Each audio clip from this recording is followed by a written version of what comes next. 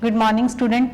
I am going to start chapter number 7 and chapter name is Europe. In this chapter, we will study about the political and physical division of Europe and main destination point in the Europe. There are 7 continents and Europe is one of the 7 continents of the world. It lies in the northern hemispheres and it is the second smallest continent after Australia. Its total area 10 million square kilometer. The largest country in the Europe is Russia. That is a map of Europe. The largest country in the Europe is Russia.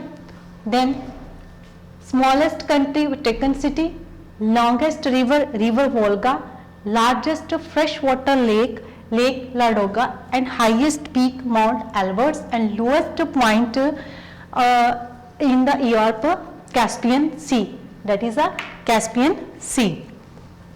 So generally here mountains and here river part of the Caspian Sea, and Caucasus Mountains form the main boundary between Europe and Asia. So these Caspian Sea and Caucasus Mountains made boundaries between the Europe and Asia. It is also called a peninsulas of peninsulas because it is surrounded by 4 peninsulas. First one Iberian, Scandinavian, Italian and Balkan peninsulas. So that is why Europe is known as a peninsula of peninsulas. The next one is a political division of Europe. Europe is divided into 4 political states. The first one is a Balkan state. The Balkan state includes Serbia, Croatia, Bosnia and Macedonia, Serbia, Albania, Moldova, Romania, Bulgaria, Hungary and Greece. There is Hungary, Romania, France. So these are Balkan states. The next one is the Baltic states. The Baltic states gained independence on the breakup of Soviet Union in 1991. So Republic of Lithuania, Latvia, Estonia situated on the eastern shore of the Baltic Sea. See, on the Baltic Sea, these area that is called a Baltic states. The next one is the lowland countries. So these are lowland countries. Lowland countries of Europe include Belgium, Netherlands, Luxembourg. They are so called because they are located in the low-lying plains and located even below the sea level. The next one is the Scandinavian countries. Scandinavian countries includes Denmark, Norway, Sweden and other Nordic countries, Finland, that is given on the upside of the map, Finland, Sweden, Norway, Iceland and Faroe Islands. So next one is a physical division. So Europe is also divided into 4 main physical parts. So first one is a northern western highlands. In these northern western highlands there are glaciers. Those have a deep cut valleys, narrow valleys, and these valleys are filled with the sea water along the coast and is called fjords. The picture is given in your book, the fjord in Norway. The second one is the northern lowlands. These lowlands are of triangular shape. Its shape is like a triangle. And these plains are mostly formed by the alluvial soil that is brought on by the rivers. The main rivers that flows in the northern lowlands, Seine, Rhine, Elbe, Oder and Vistula. The northern lowlands has a great fossil fuels such as coal, oil and natural gas. The longest river of Europe, Volga, also flows into the Caspian Sea through the northern lowlands.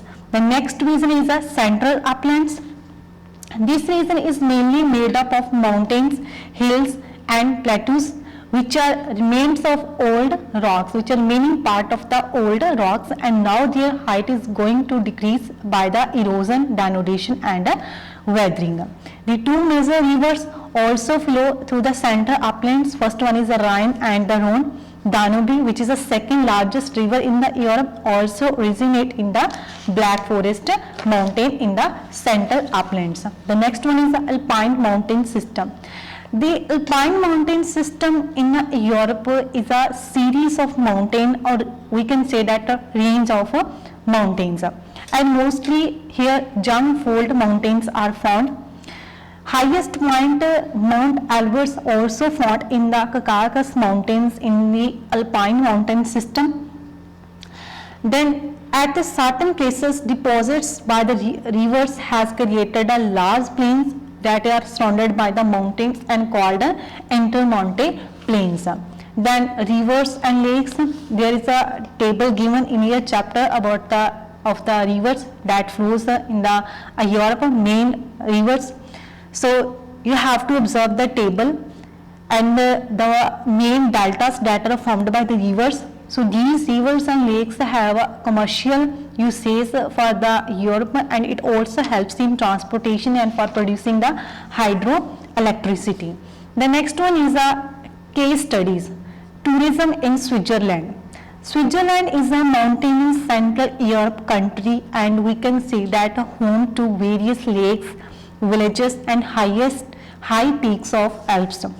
As a tourist destination, Switzerland is very popular as it offers some of the best ski resorts and hiking areas. Switzerland may be a small country, but it offers an almost unlimited range of geography, varieties of geography, historical importance, scenic attractions. So main tourist destination in the Switzerland, the first one is a Matterhorn. It is the highest mountain in the Alps. At the foot of the Matterhorn, there is a charming village called Charmet. And to maintain the quality and beauty of this village, the government of Switzerland banned the motorized vehicle in the village. In the summer, swimming, tennis are very popular. Hiking, biking and climbing are also important in the surrounding mountains. The next tourist destination in the Switzerland is the Jungfrau. Jungfrau, it is we can say that it is a top of Europe, and the longest glacier in the Europe, the Great Alpine Glacier, begins at the Jungfrau, and it also considered as a World Heritage Site by UNESCO. The next one is a Swiss National Park that is founded in 1914, and this park encompasses more than 107 square kilometers of the mountains and had a pine forest, flowers, dotted hollows, shrubs, etc. The next one is a value of tourism in the Switzerland. What is the importance of tourism in the Switzerland? First of all, tourism provide opportunity to show the beauty of Switzerland and culture and heritage of Switzerland on a worldwide scale. Second, it also improves the quality and standard of living of people by providing them employment opportunity. The next one is it also stimulates the economic activity and generates income. The next one is a positive and negative effect of tourism in Switzerland.